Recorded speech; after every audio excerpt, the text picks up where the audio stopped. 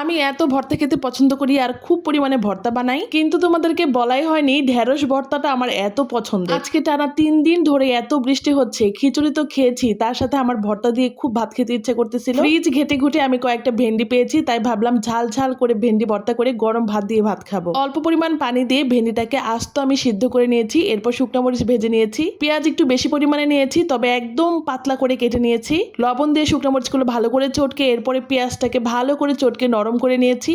আর ভেন্ডিগুলো যেহেতু বড় বড় ছিল তাই কেটে টুকরো টুকরো করে নিয়েছি যেন একদম মাখাতে সুবিধা হয়। এই দেখো আমি ভেন্ডি ঢেঁড়স দুটোই একদম মিক্স করে ফেলতেছি, দুইটাই কিন্তু একই, তবে আমি এই ঢেঁড়সটাকে ঢেঁড়স নামে চিনতাম, ভেন্ডি চিনেছি অনেক পরে। তোমাদের আঞ্চলিক ভাষায় এই ঢেঁড়সটাকে কি নামে ডাকা হয় আমাকে কমেন্টে কিন্তু জানাবে। এত পিছলা বলে এই ঢেঁড়সটাকে অনেকে একদম পছন্দ করে না, তবে কেন যে পছন্দ করে না আমি ঠিক বুঝতে পারি না।